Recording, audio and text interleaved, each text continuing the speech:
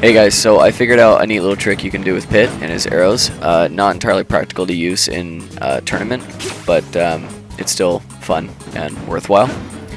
For a while, I was really hell-bent on trying to learn how to loop my arrows in synchronization with one another to get them right next to each other as you shoot them.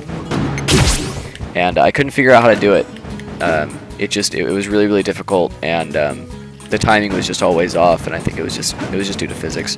It's possible, it's just really difficult, especially if you're not on a stage like, well, the practice stage. It's still possible to use on any stage, really, depending on where you are on the stage. But the practice stage, at least, I can display it easiest here. I call it the infinity arrow, and that is because when you're doing this, it needs to be done in a infinity insignia motion. That is how you're going to be able to align your shots up and have them synchronize with one another. For the record, you can only have 4 arrows out at a time. If you have any more than 4, or if you launch a 5th, the previous one that you shot will just simply disappear. For anyone who doesn't know, these arrows do last indefinitely. I could keep this arrow here for an hour if I had the time and the will to do that.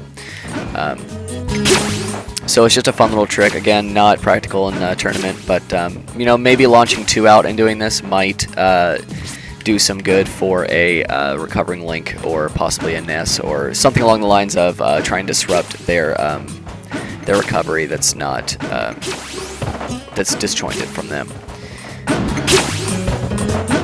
It is possible to get these arrows and go into perfect synchronization and have them within an inch or less than an inch. You can have your arrows overriding one another, completely covering the other one. It's difficult. You get the timing down a bit. I had it yesterday. I don't know, kind of lousy today, but that's it.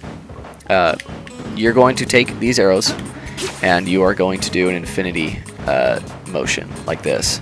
And when the arrow is coming down like that, more of along of that angle, when it's coming down, that is when you're going to want to jump.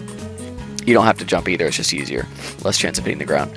That is when you're going to launch your next arrow. That is going to allow the arrows to synchronize with one another. So make sure that arrow is pointed downwards when it's coming down next to you. And that is going to enable you to get the... kind of like that. There we go. That's pretty good. That's about it. Coming up next, how to make a Mickey Mouse figure with your arrows. Stay tuned.